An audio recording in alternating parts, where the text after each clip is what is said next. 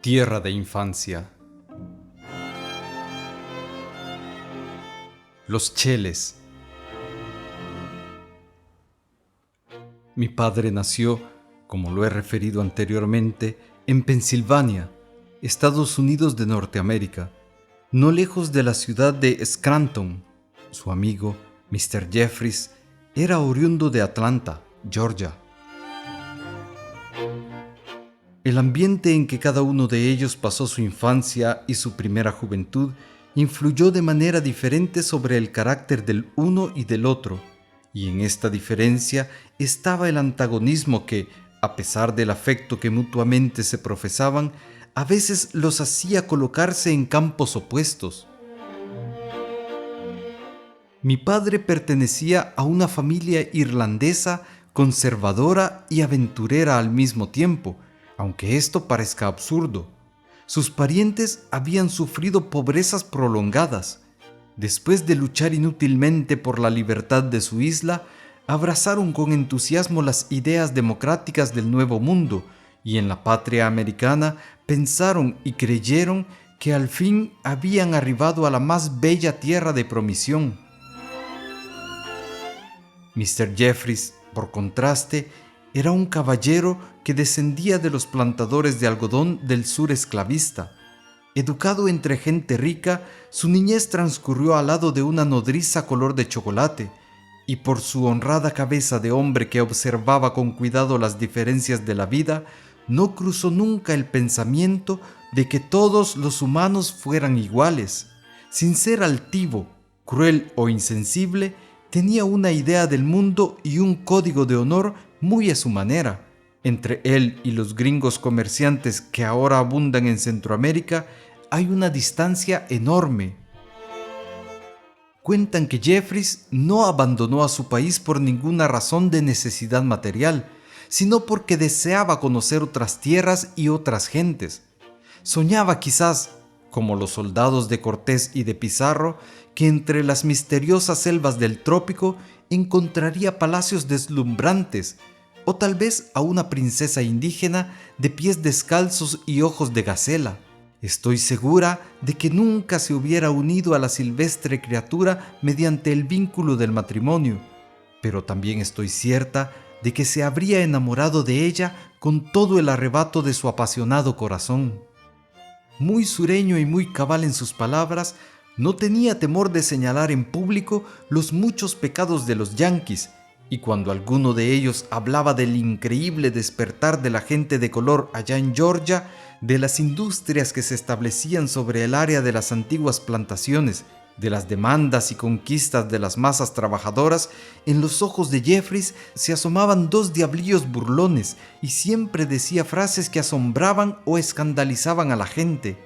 Sus bautades lo habían hecho célebre. Mr. Jeffries no era muy alto, pero en la época de mis recuerdos tenía fuerza de atleta, quemado por el sol, con sus ojos agudos y vigilantes, sus labios de firmeza absoluta, sus recios brazos y sus elásticas piernas hacía pensar en un jaguar bien comido. Mi padre a su lado parecía un águila en ayunas. Jeffries se había casado en Costa Rica con una fina y elegante mujer, mas como no podía quedarse tranquilo sobre ningún pedazo de tierra, pronto se separó de su esposa y se dio a caminar por todo el istmo centroamericano. En Nicaragua mató lagartos y culebras. En Guatemala visitó las antiguas ciudades mayas y recogió idolillos y cuentas de jade. En Panamá tomó parte en una osada empresa imperialista que él refería sin escrúpulos ni disculpas, haciendo reír a sus oyentes, pero que yo prefiero no contar. En El Salvador anduvo con grupos de gentes antigobiernistas en frecuentes revoluciones de principios de siglo. En Honduras llevó a cabo hazañas de tal mérito que el pueblo llegó a considerarlo como a personaje de novela y lo bautizó con el nombre de El General. En una de sus mejillas, el paso de una bala había dejado una mancha oscura. En otras partes de su cuerpo tenía cicatrices escondidas. Fino con las señoras, especialmente con las más viejas, Este extraordinario personaje era amigo de los niños y experto conductor de indios y mestizos, a quienes reprendía con severidad cuando era necesario, pero a quienes ayudaba en todo momento. Jamás le vi encolerizarse sin justo motivo ni imponer su autoridad con crueldad.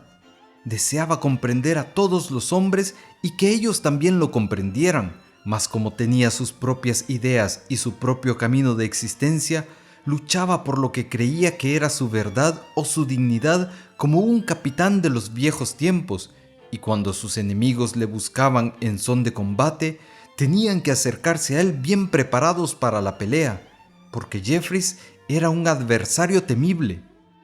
Su criado le profesaba verdadero cariño y hablaba en todas partes de las generosidades del patrón, que hasta le había regalado un buen caballo.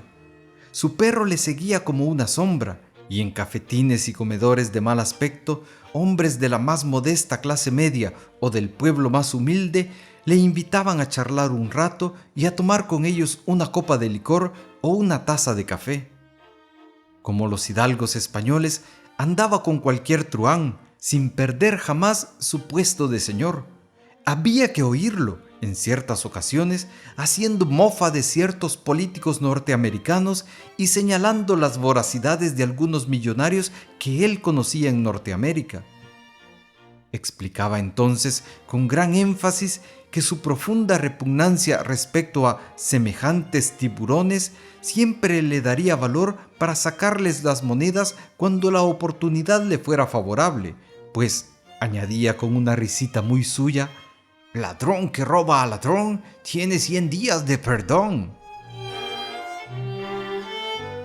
Sin embargo, si algún centroamericano menospreciaba a los Estados Unidos o se burlaba de un gringo bobalicón, los puños de Jeffries lo obligaban a tragarse las palabras.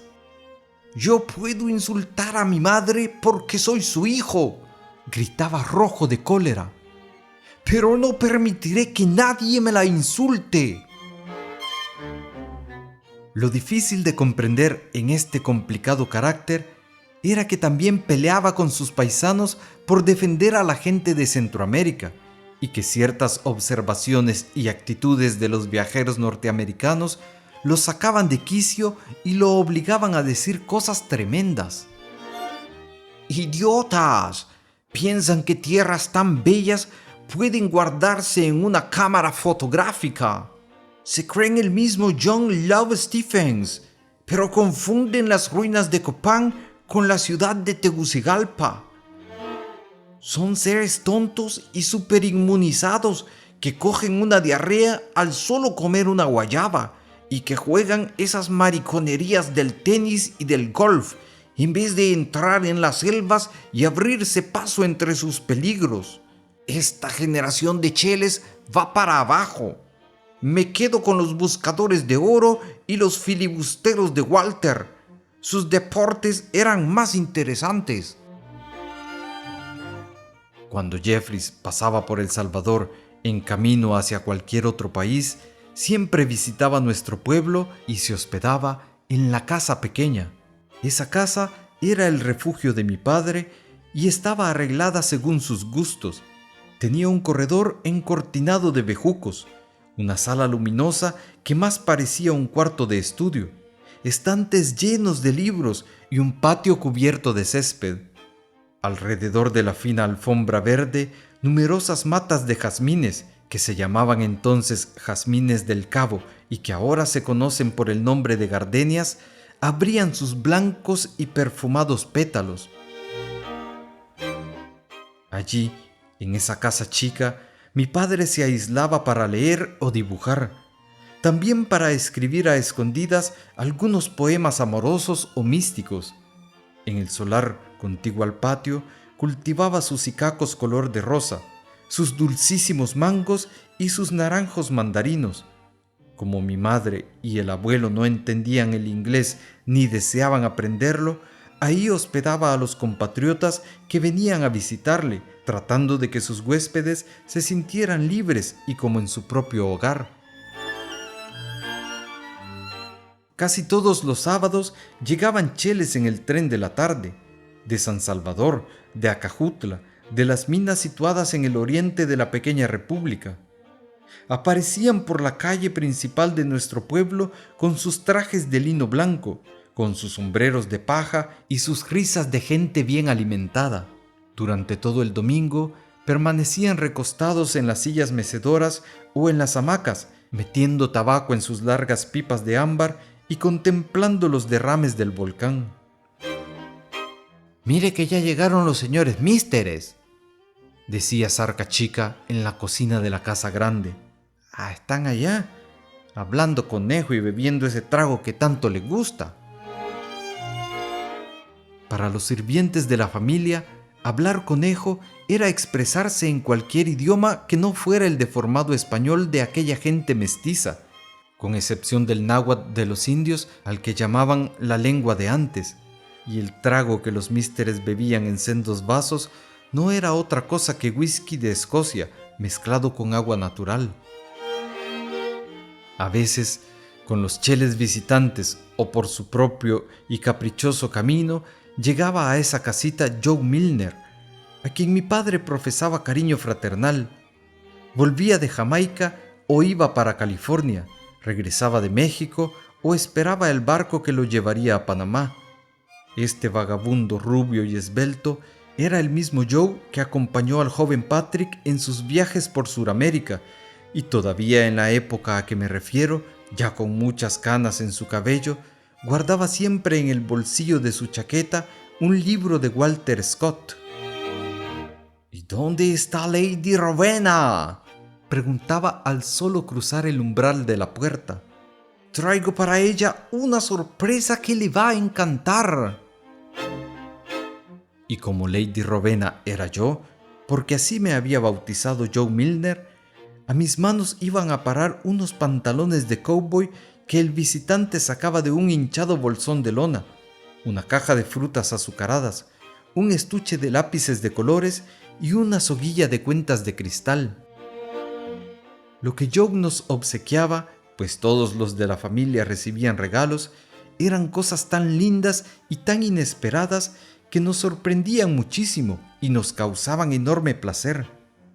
Pienso que el hombre gozaba inmensamente al comprar esos obsequios, y creo que para reunir la colección completa necesitaba tiempo, paciencia y dinero. «Este vestido es para la señora de la casa», decía entregando un regalo mientras inclinaba el cuerpo y la cabeza en saludo de paje. «¿Verdad que es precioso?».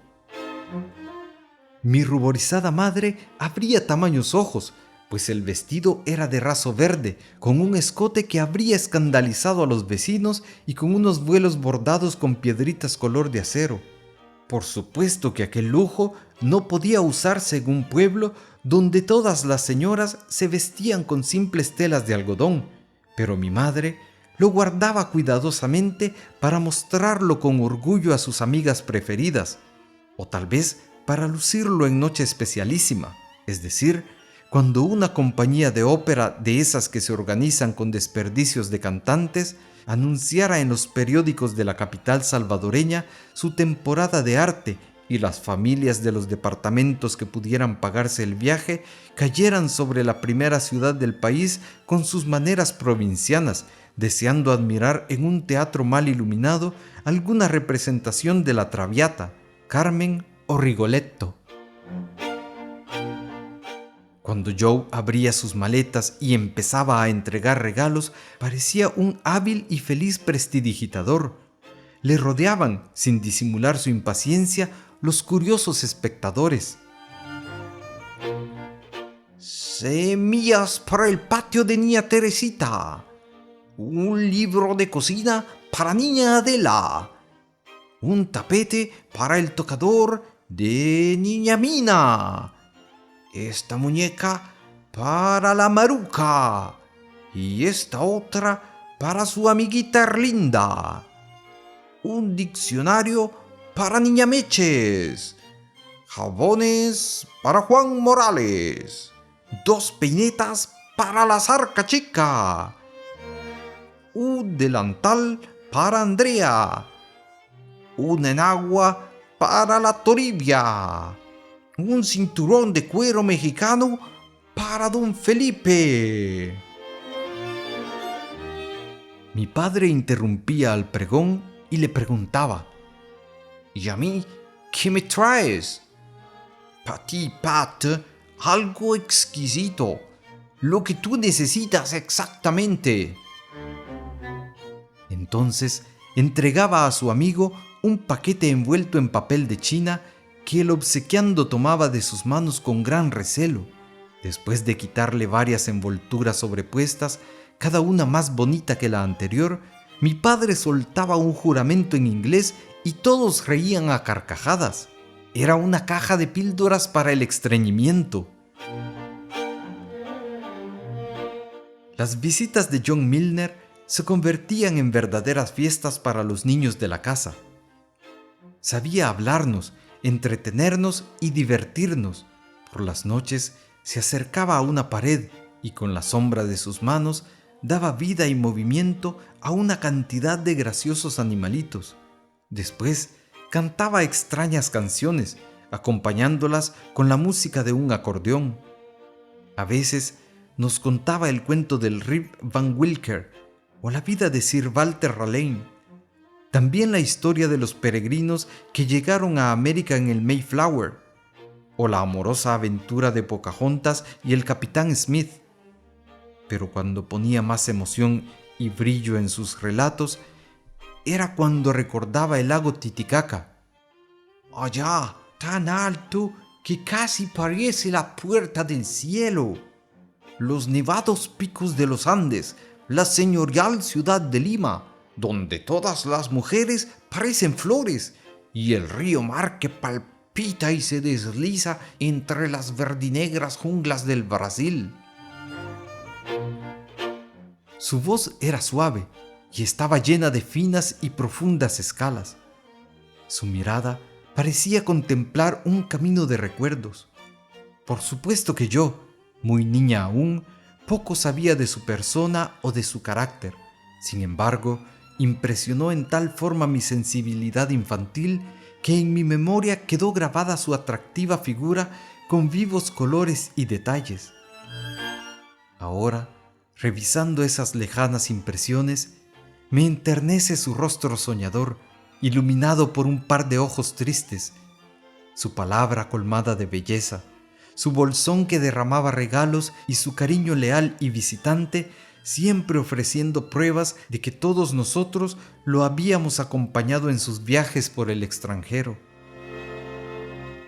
En una ocasión, John Milner y el general Jeffries llegaron juntos a la casa pequeña y allí permanecieron durante varios meses. Los dos se sentían fatigados y necesitaban un buen descanso. Entonces ocurrió algo muy divertido que trataré de contar tal como lo oí. Cierto día, mi padre, Joe y el general decidieron extender la plantación de jazmines y cultivarla con más esmero. Querían deslumbrar a Mr. Jenkins y a otros cheles que se volvían locos por esas flores. Con especiales instrumentos de jardinería, empezaron los tres amigos a remover terrones, a abrir nuevos hoyos y a construir mejores arriates, a trasplantar, podar y abonar. Parecían solícitas madres sobre los parvulillos vegetales y estaban tan ilusionados por la blancura y el perfume de la futura cosecha de jazmines que solo de eso hablaban y solo en eso ponían su interés. Pero cuando los primeros botones asomaron su belleza entre las hojas de los jazmines, también fueron apareciendo los primeros zompopos, esos hormigones del trópico centroamericano que, con sus incansables tenacitas, destruyen en una sola noche el follaje de una hermosa parra. Por ese tiempo no se conocía en El Salvador, y creo que en ningún país del mundo, los insecticidas que ahora nos parecen tan simples y corrientes. Los campesinos que cultivaban la tierra tenían que librar verdaderas batallas contra infinidad de insectos destructores de plantas y semillas. Aquella lucha se volvía sumamente difícil. Los tres amigos emplearon 1000 remedios para destruir a los animalillos, pero sus esfuerzos resultaron infructuosos. Ya casi se consideraban vencidos cuando el general, por algo se llamaba el general, comunicó a sus compañeros que acababa de preparar la maravillosa fórmula de un polvo especialísimo. El tal polvo contenía desde azufre hasta chispas del diablo y podía convertir en fuego al mismo mar. Según el inventor, si el menjurje se depositaba en la boca de los zompoperos, precipitándolo al fondo de los túneles con la fuerza de un chorro de agua, en el jardín no quedaría un zompopo vivo. Una vez alcanzada la victoria, era fácil patentar el invento y ganar mucho dinero. En la noche de luna, los 3 hombres depositaron el extraño polvo en las viviendas de sus enemigos, y llevando el agua de las pilas a través de canales que habían construido con esmero, se prepararon a inundar las ciudades subterráneas y a terminar para siempre con los devoradores de jardines y huertos. El agua comenzó a desaparecer sin que los hoyos se llenaran, como si estos fueran bocas sedientas que bebían y bebían sin perder la sed. Cansados de esperar el rebalse, los 3 cheles decidieron irse a la cama, dejando que el agua corriera durante toda la noche. Detrás de la casita de mi padre vivían 2 sobrinas del abuelo que pasaban la vida bordando, surciendo, confeccionando quesadillas, semitas y tortas y haciéndose viejas entre sus afanes y melindres de solteronas.